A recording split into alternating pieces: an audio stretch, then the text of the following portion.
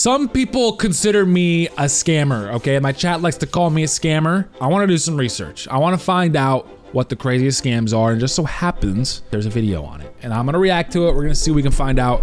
I still think the craziest scam is when you guys don't fucking subscribe. Holy shit. I think it's that. I think the biggest scam when you don't subscribe. Is that weird? I feel like that's a scam. Is essentially speculative. Also, because most of human life in the Stone Age was extremely simple. Hold up. Meaning that at this point, human life wasn't even able to comprehend the possibility of deception. If you had something that another human wanted, there was two options. Either they kill you to get the thing, or they die trying to kill you to get that thing. That was realistically the extent of scams in the Stone Age. Keep in mind, the Stone Age literally extends over 3.4 million years worth of history. The Stone Age contains 99.3% of all recorded human history, dating back around 300,000 years ago when Homo sapiens first appeared. So with that being said, what are some scams that could have possibly existed in the Stone Age? And let me present you a few interesting opportunities. Scam number one, the made you look scam. Here's how the scam goes. You are a caveman, and your enemy, also a caveman. Okay, we're going off the made you look scam. We're grasping at straws here. You put him in there, and then you hit him in the back of the head with a club. Comes to ask you a question. You decide you've had enough of his antics and point in the direction that's behind him. This caveman turns around, you pull out your trusty club and hit him in the head. Now, your enemy is dead, and you have just successfully committed a Stone Age scam. In modern terms, that's not much of a scam at all. When it comes to prehistoric humans, things were simple. Just think about that one episode of SpongeBob that took place in the prehistoric times. That's kind of what we're working with. To be fair, you do look a little like a caveman. So you guys call me a twink and then you call me a caveman. What am I? You can't be both of those things. I can't be a twink caveman. that can't be real. Besides the petty theft and petty murder of the Stone Age, I believe one of the biggest scams out of the Stone Age was actually the existence of the Stone Age itself. You see, the Stone Age primarily is defined by its use of stone tools, specifically near the very end of the Stone Age. And this is because humans using stone tools signify— Wait, why are the Stone Age at the end of the stone? Why are stone tools at the end of the Stone Age? That doesn't make any sense. Isn't the Stone Age start when we use stone tools? The evolution of human creativity, human engineering, human development. Now, you may be thinking, well, of course, we need this human development. This isn't a scam at all. This is beautiful. This is progress. And what I would say to you is, not really. Because look where it's gotten us. As humans, we used to sleep outside under the stars, do whatever we wanted all day, go to the bathroom anywhere. Dude, we essentially lived like animals, and it was great. Just look how good your dog or cat has it right now. We used to live like them, but now we wake up to an alarm, we go to a job, we commute, we have anxiety. Oh, that's the biggest scam in all of history. Working a job. And the hardest job? Twitch streaming. Oh, it's all hidden. We have bills. Our bills even have bills at this point. So although the scam may have not taken place in the Stone Age, it definitely started in the Stone Age. And potentially one of the biggest scams of the Stone Age was that one meddling, weaselly little caveman that decided to combine a stick with a rock. And maybe if he was the one who got clubbed, we would still be living that sweet animalistic lifestyle. This first section was a bit silly, but I didn't want to leave this Stone Age out of a video about every time period. But with that being said, as we now transition into recorded history, the scams are going to be historically documented and much more serious. That's what I'm ready for. This is a Trust Me Bro video, so don't expect a documentary. The Bronze Age. No, not LeBron James. The Bronze Age. Not LeBron's age. Okay, the Bronze Age. Yes, that was corny, and yes, we're keeping it in. We are now in the Bronze Age, the beginning of recorded scams. And the scam I'm going to be speaking about from the Bronze Age involves metal fraud. Why did I say I haven't uploaded in a month? I post once a month. It also includes the earliest ever recorded customer complaint. Let me explain. The year is circa 1750 BC, right near the end of the Bronze Age. And there is a famous copper merchant named Ea Nasser. Ea Nasser, unsurprisingly— That guy does look like he'd be scamming, bro. I can't lie, man. He got his hands together. He's scheming. That dude's scheming. Would buy and sell metals, specifically copper. And this merchant was no stranger to customer complaints, with one of the most famous examples coming from a customer named Nani. Nani's specific issue with Ea Nasser was that Ea Nasser was selling bad quality or low quality copper, and that was a big issue for Nani. Unlike the Stone Age, I'm not just making this up. This transaction and subsequent complaint is recorded in commercial tablets. Dude, that's so funny. I think I've seen this before where someone literally, like, imagine you don't like a product or service so much you spend 8 hours carving into a stone that will last a millennia, bro. Like, that is so funny. That is so funny. It does prove the point too that it's true that you're way more likely to leave a review if it's bad than if it's good, because no one was leaving good reviews about these people. These That's tablets were awesome. actually unearthed with a group of other tablets recording transactions and complaints about the copper quality. Oh my and these were God, all he found was in a getting home that was believed to at one destroyed. point been owned by Ian Nassar, which is by itself just a really cool piece of history. Ian. Dude, he has his drawer of complaints, and they're just 40-pound bricks. 300-pound drawer of brick complaints. Was That's a well-known awesome. copper merchant in his city and was even a member of an established and, relatively speaking, respected copper guild, meaning that he wasn't Dude. just any Joe Schmo. However, these credentials definitely didn't help him with his business dealings, because although he may have been surrounded by proper, integral copper merchants, E. Nasir was likely nothing of the sort. And this is proven by the famous tablet sent to E. Nasir from Nani, which has actually been translated, and I'm about to read exactly what I'm Nani ready. said to I'm so Nasir, ready. and I'll let you decide whether or not Nasir was a scammer. The tablet reads as follows. When you came, you said to me as follows. I will give Gimosin fine quality copper ingots. You left, but then you did okay. not do what you promised. You put ingots which were not good before my messenger and said, if you want to take them, take them. If you do not want to take them, go away. Who do you take me for, that you treat someone like me with such contempt? I have sent as messengers gentlemen like ourselves to collect the bag with my money, but you have treated me with contempt by sending them back empty-handed several times. And that through enemy territory. Is there anyone among the merchants who trade with Dilmoon who has treated me in this way? You alone treat my messenger with contempt. my On God, account of that one going in. trifling mina of silver which I owe you, you feel free to speak in such a way. While I have given to the palace on your behalf He said, oh, I know I owe you a trifling little piece of silver, but like, 1,080 pounds of dang. copper. And Shubi Abum has likewise given 1,080 pounds of copper, apart from what we had both had written on a sealed tablet, to be kept in the temple of Shamash. How have you treated me for that copper? You have withheld my money bag from me in enemy territory. It is now up to you to restore my money to me in full. Take cognizance that from now on, I will not accept here any copper from you that is not of fine quality. I shall from now on select and take the ingots individually in my own yard, and I shall exercise against you my right of rejection because you have treated me with contempt. That was long, but I wanted to give Holy tea, bro. First ever beef. That's kind of sick though. Like, I can't even like hate on the dude. Like, he was just selling some fucking copper. He's just out here like, I don't know what this copper's like, man. I'm the just gonna exact give it to full him. quote Take his because I bag think and it's run. extremely interesting, and I think that Nani's being rather patient and has more than enough reason to be upset. To summarize, E. Nasir, at least to Nani, is selling low quality copper, and not only is he selling I've heard a it's low pretty quality clear. product, but he's It's pretty clear. promising a high quality product. And when questioned by the servants that are going to pick up the product, he is not nice at all. He's very combative within these transactions, and not only that, he's also refusing to give a full or even partial refund to Nani after he's complained. And Nani has sent multiple I love the idea that like you can get a refund in like the 400 year 400. You're just like hitting up fucking Amazon for a refund. That's so fire. Like, because I feel like nobody would honor that. Like, why would you honor a refund? Everyone has swords and they're all using them against each other.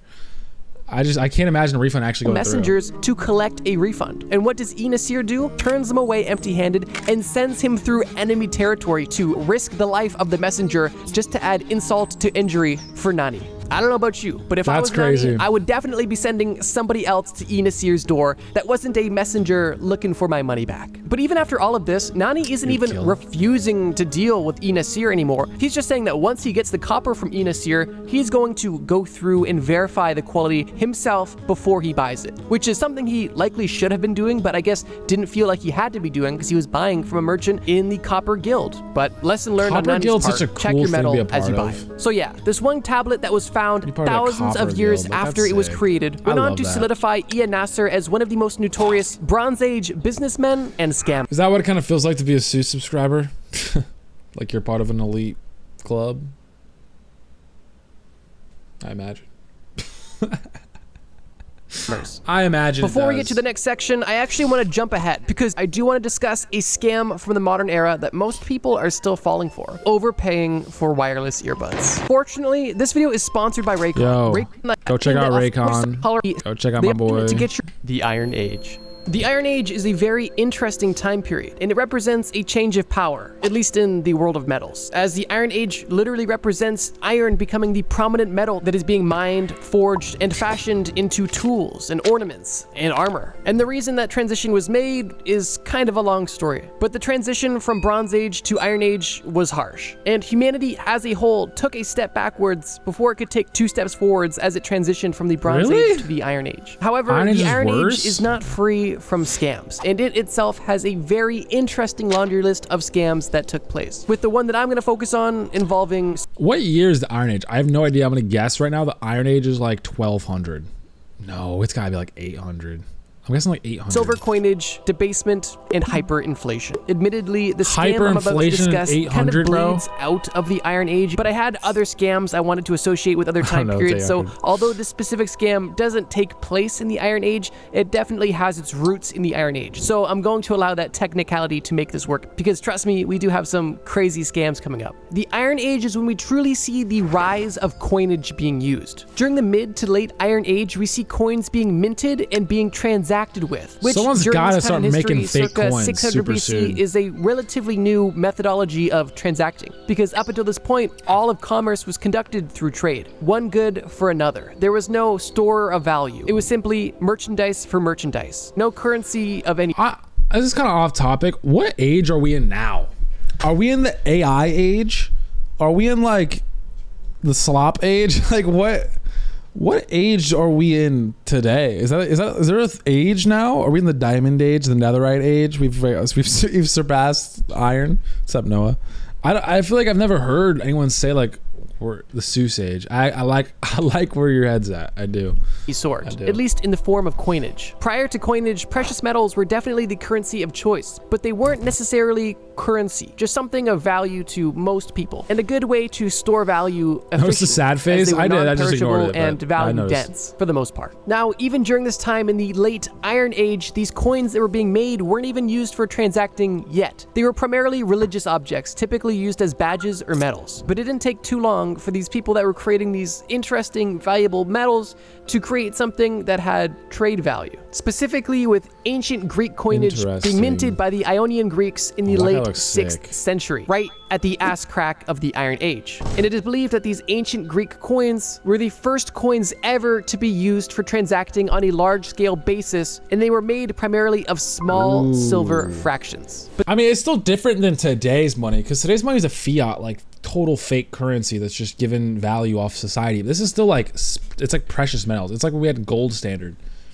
So I feel like it's not even that crazy. I think it's crazier that there wasn't silver trades before. We trade in Doge. this recent innovation of commerce spread like wildfire through the 5th and 6th century BC and quickly became the standard, primarily being pioneered by the ancient Greeks and other empires of the time. But this in itself isn't the scam. It's simply the context for the scam that we are about to discuss. Why don't you play Tomodachi Life on some Squeak shit? Because I don't have a Switch, or else I would be right now. Context is important because it anchors us to the Iron Age, although what we're about to discuss happens slightly after the Iron Age and involves actually the Roman Empire. During the Iron Age, ancient Rome is established, and during the end of the Iron Age, the Roman Republic is established. And during this time, the innovation with iron is giving Rome a lot of strength and a lot of military capability. And due to the rise of ancient Rome and then the Roman Republic, we find ourselves with the Roman Empire, which, like I mentioned, isn't in the Iron Age, but we're making it count. And it's with the Roman Empire that we find ourselves with our very next scam. The Roman Empires are crazy to me. I never learned about it. I never learned about the Roman Empire, like ever. But the maps that they have are insane. Like, how did they lose that? I don't even know how the Roman Empire fell, because they had like the greatest geography. I feel like they had the entire, like, was it like the Black Sea or something? Like the whole, like, I don't even know, the Mediterranean, like, sea. They had all that shit. They had Northern Africa, Europe, fucking Balkans. I don't know, geography. Something reactivated right there. I should watch how the Roman Empire history. I don't have any idea. I literally don't know anything. I think it like burned down. No way that burnt down a whole empire, though. I have no clue. Being coin debasement. Alexandria and this one burnt scam down? actually ended up being a contributing factor to the fall of the Roman Empire. By the time that the Roman you're spoiling. Empire I was have to watch the established, video. coinage was in full effect and used effectively and worked as follows. Early coinage would be made out of pure or near pure materials, typically gold, silver, and copper. These ingots would be purchased, minted, and then sold into circulation with a face value slightly above their metal value. This allowed the government to make a small profit on every coin that they minted and also allowed the currency to keep a consistent value, as it had an intrinsic value of the metal it was made out of, while it also had a face value of only slightly above that, which everyone generally accepted. Coins typically varied in value from region to region, meaning that in simple modern terms, if you had a coin that had a face value of $2, but was, made out of $1.50's worth of silver, in your region, you can trade this for $2. But if you go to a different region where they have their own coinage, they're not going to accept your coinage at face value, but they'll take it at intrinsic value, meaning that your $2 coin in this new region is now worth $1.50. And this system actually incentivized local trade, as you are going to get the most bang for your buck. But the scam we are going to discuss is the debasement of coin that happened when the government wanted to inflate the number of coins that they could produce, and they tried to do so rather sneakily. There was two primary methods of debasement when they started to use this practice. When the government would mint these coins, they would either make them slightly lighter than they were supposed to be, meaning that they would mint a coin and then shave parts off of it to reclaim small scraps, or they would simply use a poor quality metal. This would save them money and make the coins that they're minting cheaper, while they would still be selling them for the same face value. Bro, it's like, you can't do that when your whole money is based off that value. We do clip coin facts. Giving the government extra funds. But these methods of debasement continued and began to progress and became more and more severe. What the Roman Empire began to do was start devaluing their coins by not making them a little lighter or using a lower quality material, but actually reducing the percentage of precious metals in the coins. Early coinage of the Roman Empire consisted of anywhere from 93 to 97% of the precious metal they were supposed to be. But it didn't take long for the government to reduce this number from 93% in 107 AD to 78.5% in 193 AD, and then to 35% in 254 AD, and then 20%. Y'all gotta know something's gonna go wrong. They're just farming you for money. It doesn't make you think though, like today, like our dollar's based off fucking nothing, and like this shit's gonna happen to us. That's an awesome thought, right? Let's just think about that for a second. Okay, let's go back. In 257 AD, and then all the way down until 5%. 5% is like comical.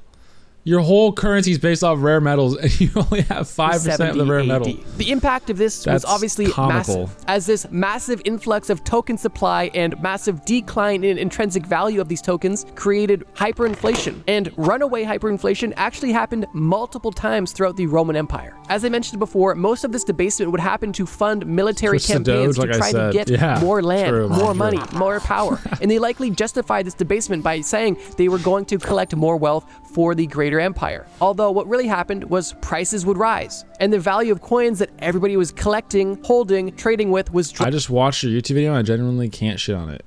What YouTube video? dropping significantly. And it wasn't unheard of for an army to go on a campaign, get paid their money, only to realize that once they go to spend their money, the big paycheck that they thought they had gotten is now only worth a few days' meals, which obviously put pressure between the government and the army, something that no government wants to have. I think it's important to note that in modern times, the creation of money and steady inflation is something we kind of just accept, and it's part of how our currency operates. However, at this time, each Now you gotta watch the KOTOR video. That's a really good video too. Go check that one out. Individual coin had an intrinsic. I watch on my main monitor. Hey, y'all fucking love me. The people love me, bro. Value, and that was the backing of its value. And even if you paid for currency in your local region and took it to a different region, even if they did not accept your region's currency, they would still pay you what your precious metal was worth, meaning that your money could never go to nothing. I suppose to put it in a modern day context, imagine if the government just said, hey, actually it's cheaper to make $1 bills than it is to make $5 bills. So all new $1 bills are actually $5. and the government just wrote a 5 on a $1 bill. You can still see that it's a $1 bill, but you and everyone else is supposed to act like it's a $5 bill. That's going to create some suspiciousness. And even that, admittedly, is a bad analogy, because the currency that we use today all has the same intrinsic value of nothing, at least not in its physical form. With early coinage in the Iron Age, there was forgery, debasement, and fraud. But I wanted to cover the hyperinflation of the Roman Empire because I thought it was a great summary of what was brewing in the Iron Age at a major historical What I'm curious about is how would they even catch you for forging coins? Because if it's just like the precious metal and then like a stamp that looks like it, I feel like they're not going to be like this super perfect. Like you could probably figure out what the engraving is pretty easily. And if you just have metal, you just melt it down, make it, and you just unlimited money glitch. Like, I don't understand how that didn't happen. I guess maybe it did happen a lot. But. And while the Roman Empire did not exist in the Iron Age, ancient Rome did. And I'm making this point abundantly clear to prevent any sort of misinformation. And truthfully, the hyperinflation of the Roman Empire was the best example of coin debasement I could find. So I decided to take a story out of the future and apply it to the Iron Age to make the section the best it could be. So yeah, Rome was formed in the Iron Age, coins were formed in the Iron Age, but likely the most famous example of coin debasement and hyperinflation happened a little after and involved the Roman government literally scamming its people by making the currency cheaper and worse while still maintaining the same face value. And well, it backfired on everybody. The classical era. Although we are now in the classical era. That's kind of a lame scam example though. That's just governments doing government shit. I feel like it's not really a scam. It's just being stupid fiscally. I don't feel like that's not even a scam. The scam that we're about to discuss is anything but classy and actually contains what is believed to be the first instance of insurance fraud, which is just great to hear that people have been committing insurance fraud for thousands of years. Perhaps insurance fraud is just in our DNA. In the classical era, there was a man in ancient Greece known as Hegestratos, and he was a little bit of a knucklehead. During roughly 5th century BCE, near the beginning of the classical era, maritime trade was booming. Hegestratos was a ship owner and was profiting from this maritime trade that was taken off. And because he had a big and beautiful and shiny ship, he decided that it would be wise to get insurance, which he did. And this insurance not only covered his cargo, but also his ship on any given sea voyage. Well, this story I've heard about, it's kind of like the coin story, but not fully. Was this like, I don't remember exactly what the years they were, this big boom on tulips. There was a time period in the world where tulips were like extremely, extremely expensive. People sought after tulips like crazy. And then people would trade to have money in tulips. And then well, then it crashed because it was stupid. It was like getting NFTs and thinking you're gonna be rich. Like they would get a bunch of tulips and then the tulips, like why? Am I making this up, right? Like, I'm not. What is it called even? Like, time in history when tulip price crashed the stock market. Dude, the tulip mania. I'm not even lying. Tulip mania occurred in the Dutch Republic, not in 1637.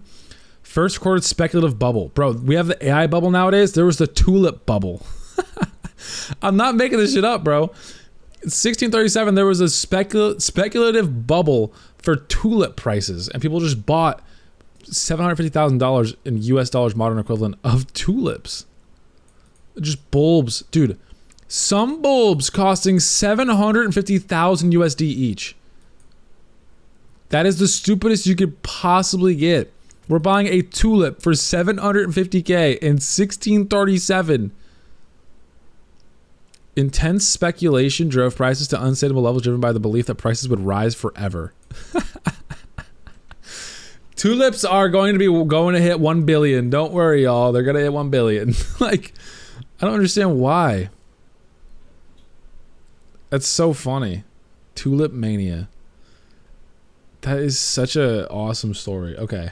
Sorry, I just like remembered that. I feel like that was kind of like the coin story. How it would work is lenders would lend money to these seafarers using the ship and its loot as collateral. The lender would say, hey, your boat is worth 2 gold ingots and everything in it is worth 5 gold ingots. Great. I'll give you 7 gold ingots. If you come back from your journey of trade with 10 ingots worth of stuff, that's great. Give me 9 ingots. Oh my God, I'm sorry. Bless me in the comments. Yo, bless me down below. But if your ship sinks while you're on this voyage, you don't have to give me anything. That's essentially how the insurance existed, and this helped mitigate the risk for the seafarer and also gave these lenders the opportunity to make money with some risk. But obviously nobody was going to be incentivized to sink their own ship or not come back with loot. The whole point of the voyage was to make money, right? That's where Hegestratos comes in. Hegestratos realized that what I take the gold off the ship last second, then go through the ship, sink it, boom, gone. But I get the payment for the ship, or I don't have to give anything, and then I get all the fucking loot. How about that? He didn't actually need to go on any adventures at all, and he didn't even need to fill up his boat with loot. What Hegestratos ended up deciding to do was he would fill his ship with things that looked valuable, and what he would typically do was fill crates with sand, cheap ornaments, with sometimes boxes of valuables on top, to make it appear that the whole ship was full of valuables, when in reality there was a layer of valuables on top of a lot of boxes of basically garbage. This would make the ship appear heavy and full, and also give creditors a good reason to give him a good insurance policy. Already, Hegestratos was scamming, because creditors would give Hegestratos an inflated value, essentially. If Hegestratos was able to convince creditors that his boat was worth at least 2 gold ingots, and the contents of his boat were extremely expensive dyes and spices and metals, maybe they would say that the contents of his boat were worth 10 gold ingots, when in reality it was only worth 2 gold ingots, when the rest was dirt and sand. That is obviously a scam. But now, sure, Hegestratos has a bunch of gold ingots, but he also has debt, and he's not going to go sail away and make money off of dirt. So what does he do instead? Well, he would go take this boat and deliberately sink it. Now, all of the money that the creditor had given him was his money, fair and straight, and he really was out nothing, and he could continue this plan over and over. And it wasn't long before Hegestratos' scam was exposed. And this kind of shocked the ancient Greek world, because during this time there was integrity and respect for the law and understanding when it came to commerce, and such a fraud was not even necessarily thought of. But when this scam was exposed, it kind of exposed the vulnerability in these early financial contracts and how people could manipulate things in a way that may seem counterintuitive but would ultimately be beneficial for the scammer. The case of Hegestratos is considered to be one of the biggest scams of the classical era. That's my goat right there. Not only because it was just so ballsy, but also because it was the first instance of insurance scam and kind of gave the entire insurance industry a huge... They have yet to mention setting your Steam location to somewhere without sales tax.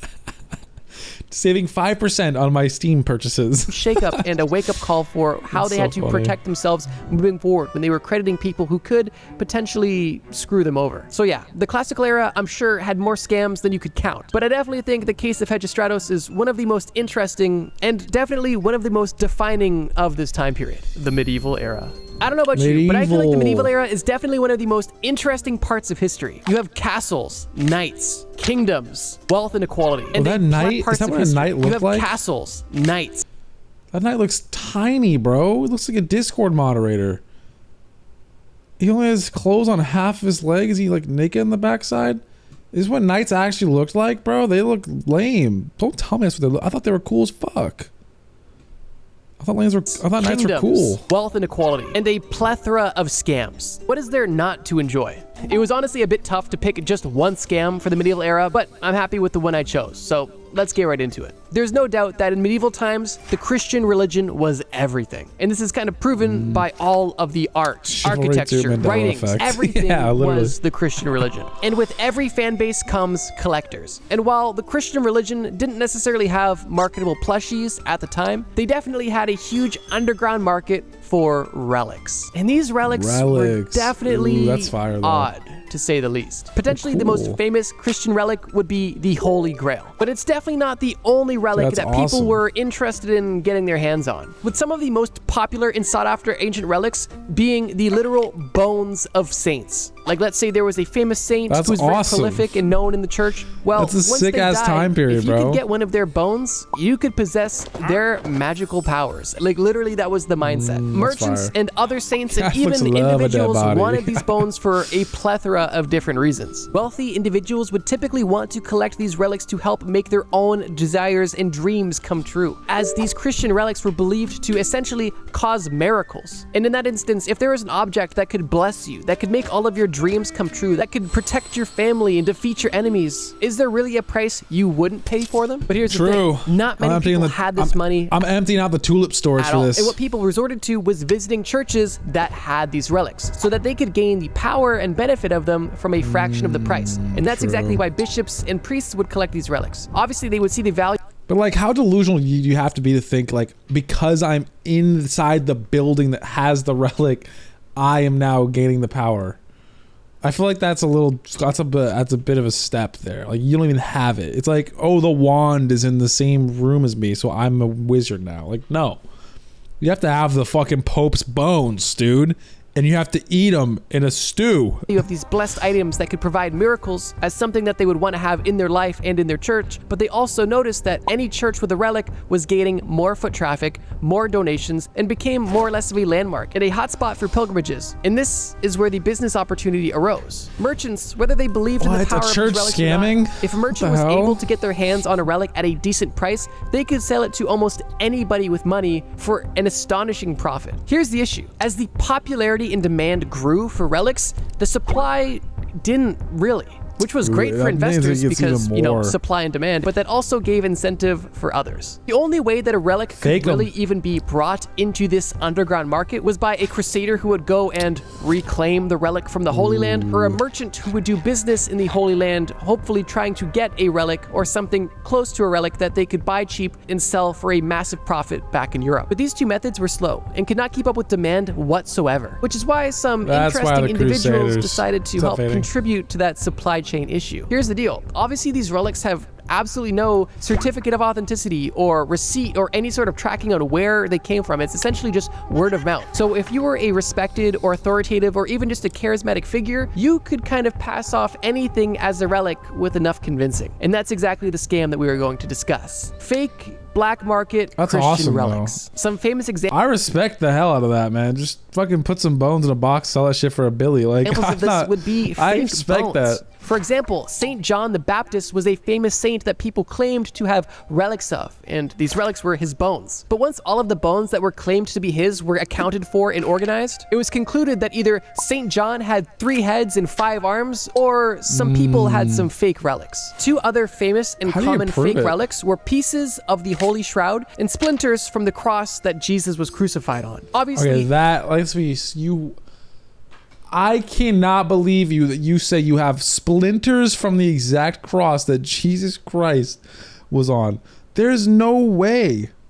There's literally no way. Who's trying to support their favorite streamer? Yeah, W. Let's get a fading memories sub in the chat. Come on. Any part of either of these items would have extreme significance to history, and even the tiniest morsel of either of these items would be massively valuable. And for that reason, people decided to make their own. At the time, the only way that these relics could be verified is if they actually had provable miracle abilities. So if a church had a relic in it and somebody with a disability was healed, or a sick person was made healthy again, or a dying person was living longer, or a poor man came into money, if any of these happened after somebody encountered the relic would have been proved real. And the people who had experienced miracles from these relics would go and tell their friends and their family, essentially marketing the church that had this relic in-house. But even with that being said, who's to say if these people had experienced miracles from genuine or non-genuine items? It really kind of gets messy from there. Once the industry of fake relics began to become exposed, it was almost a running joke at the time that if they bought all of the splinters being sold from the cross, they would actually be able to build a warship out of all of the wood. If anybody tries to sell you a piece of wood telling you that it came from the cross that Jesus was crucified on, I would probably pass, or at least confirm it can do miracles before you buy it. The Renaissance era. If you've watched any of my time period videos, you would know that I've actually never covered the Renaissance era by itself, mostly because the time period itself is short and kind of similar to the era that took place before it. One of the most famous figures to come out of the Renaissance era was Michelangelo. I thought the Renaissance was different. Likely most famous for his statue of David. But did you know that he got his start by scamming? Circa 1496, Michelangelo sculpted a marble sleeping Cupid. It was extremely I'm just realizing how awesome I think scammers are, as long as they're not scamming me. Lifelike and beautiful sculpture that highlighted exactly how talented Michelangelo Michelangelo was even at an early age. But during the Renaissance era, art collectors weren't necessarily looking for modern art. They were looking for historic pieces, which typically meant ancient Roman or Greek statues, rather than new ones. So what Michelangelo did with this statue of the Cupid was he decided, instead of selling it for a cheaper price compared to the antiques, he decided to make his new statue an antique by intentionally wearing it down. It's not quite confirmed how he did it, but he made sure to make this sculpture look worn. And it obviously worked because he was actually able to sell it as a lost Roman antiquity. And not only was he able to sell it, but he sold... Is that really a scam? I feel like, I guess. But I feel like it's just smart. Like, people are looking for old styled shit, and then you just put a little gruff on that. For a much higher price than he was initially looking for. The sculpture was actually sold to a cardinal, Raphael Riario, who initially was fooled but eventually discovered the truth. When Cardinal Raphael discovered the truth and confronted Michelangelo, he wasn't upset with him, he was actually impressed, and he invited Michelangelo to Rome. Ooh. And when Michelangelo came to Rome... Dude, that's scary, bro. You scam a cardinal. He calls you up and he's like, I know you fucking scammed me. But that shit was a he. And then you just, dude... The feeling you have to have in that moment, you scared as fuck, bro. Back then, you scam a cardinal, your head and balls are on a platter in front of the whole town. He got a job offer from that. He was given his first major opportunity in his Leonardo, career, man, and this was the actual opportunity that launched Michelangelo's career and made him the icon that he is today. This cardinal was able to understand the genius of the young Michelangelo and was likely thinking that if he could point him in the right direction, he could create one of the best artists of all time. So yeah, as far as Renaissance scams are concerned, I think Michelangelo selling one of his original artworks as an antiquity summarizes this era perfectly. And it's kind of ironic to think that Michelangelo literally had to make his art something else to try and sell it. Regardless, Michelangelo was dope, but when he was starting out, he was definitely clever when it came to selling his art. The early modern era.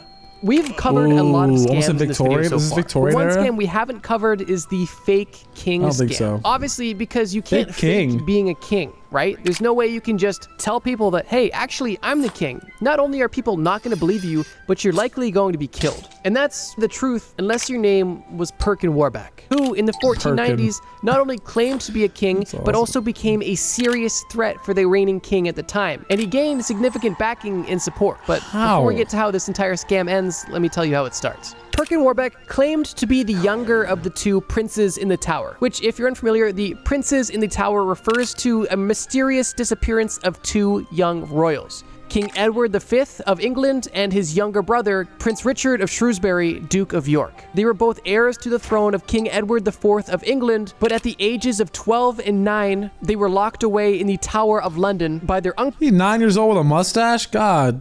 Damn. And they were never seen again. This obviously caused a lot of issues within the kingdom, but for Perkin Warbeck, this created an opportunity. Before pretending to be a king, Warbeck was born into a rich merchant class family and traveled around and spent time in Ireland selling silks before him and his friend came up with the plan to impersonate the younger of the two brothers. So is the rich kids. Who disappeared. As this missing person was not only not found, but was an heir to a throne. Meaning that if this person was found, they had legitimate claim to the kingdom. Which is definitely a title worth fighting. I know, that's Warbeck awesome. didn't just necessarily hit the streets telling everybody, hey, by the way, I'm the prince and I'm back and I'm totally good. He was very strategic in who he decided to lay his claim to, which was high-ranking government officials. He gained his first piece of notable support from King Charles VIII of France. And this is a major piece of backing to have behind you. Because if the king of another country recognizes and supports you as the lost heir to a throne, you have some serious credibility to your claim. But this didn't last long, as King Henry VII, the current king, had formed an alliance with the... Dude, King Henry VII looks like a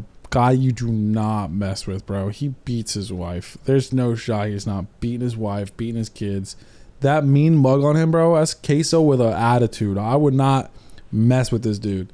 King of France, there was no longer support from the King of France to be helping Perkin Warbeck. So we kind of had to start from scratch once again. So the next place that Perkin Warbeck went for support is actually insane, because he went to the actual sister of the lost princes in the tower. And not only did he go there to claim that he was her long lost brother, but she bought it up. She was like, oh yeah, you are totally my long lost brother. And now this support was likely even more valuable than the initial support, because no sibling is going to accept a faker as their long lost sibling. sibling, right? Regardless of their beliefs or intentions, this Dutch... Why does her mouth look like a dick and balls? What the fuck? I can't fucking unsee it, bro. What the fuck is that? What is that animation? Am I crazy? Is anyone else seeing what I'm seeing? Are we looking at the same image here? Just appeared to believe Perkin Warbeck, and with this support, So strangely, why are all the mouths phallic? I never noticed it. To claim that he was the long-lost king. The following year, in 1493, he attended the funeral of Maximilian's father, Frederick III, where he was actually recognized as King Richard IV of England at the funeral. And it only took 2 more years in 1495 for support for Warbeck to have the throne bubbling within England. Warbeck was actually able to gather an army of 150 people and attempted a landing in Kent, where Warbeck and his small army were met with locals who were loyal to their actual king, Henry VII, and the Battle of Deal ensued. Most of this army died, and Warbeck retreated back to Ireland. But even in Ireland, he was facing issues and once again fled to Scotland. While in Scotland, Perkin was actually able to set up an arranged marriage with one of the relatives of the king, known as Lady Catherine Gordon. And now, after officially becoming royalty in some regard, the Scottish palace was open to Warbeck to gather his army and begin to plan another attack on England. The attack that Perkin Warbeck and the Scottish king had planned ended up failing before it even started. And what I mean by that is, before the battle even started, they essentially retreated. But the following year, the Scottish king and Warbeck tried again, but this time their landing was different. In 1497, support for the current king of England was low, primarily to new taxes and rising legislation. And for this reason, and because more time had passed for people to sympathize with Perkin, who was pretending to be the lost king,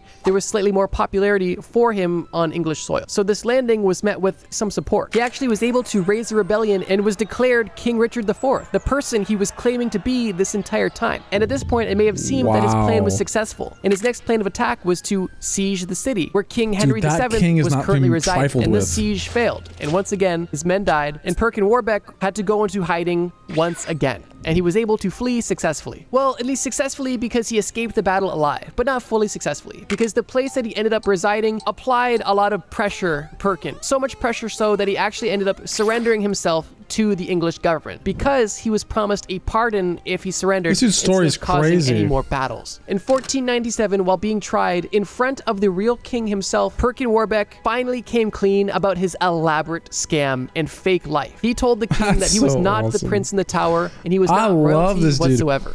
It's like I tell y'all, I'm like, oh, in real life, like off stream, I'm not that cool, I'm not that funny and stuff. It's kind of like that. It's all just to kind of get you guys like farm sympathy and stuff. He straight up admitted to being a pretender because he was promised immunity for telling the truth. But obviously that wasn't the case. After this admission, he was kept close to the king and essentially imprisoned. And a year later, he actually tried to escape England, where he was caught and brought back. And at that point, he was put ironically in the Tower of London, where the initial two lost princes were lost. Poetic. And it was in here where Perkin Warbeck tried to plan another escape and another overthrowing of the government, essentially. That plan was uncovered, and Perkin Warbeck was executed in 1499. This was a bit of a longer segment, but I wanted to go into detail because this story is literally insane. In a 9-year span, Perkin Warbeck is going from a rich kid who's just living in Ireland, selling silk, to, from the suggestion of a friend, dedicating the next 9 years of his life essentially on a conquest to claim that he is the long-lost heir to the throne. And he almost got away with it too. Overthrow the English king, in which he almost does successfully and ends up admitting everything then dying because of it. If that's not a scam, I don't know what is. There's one more. Modern era. Unfortunately, there's absolutely no shortage of scams in the modern day. And I'm sure anybody watching this video right now could name at least 5 to 10 scams just off the top of their head. And that's primarily because of access of information. And at least today, scams are exposed quicker than they would have been at any point in history before. But that doesn't necessarily mean that they're exposed quickly enough. This video has been way longer than I anticipated it to be, and because we post every single Friday, I gotta cut it here. And I think the best way for me to tell you the craziest scams in the modern day would actually be by checking out the video on screen right now. Because in this video on screen, I go into detail.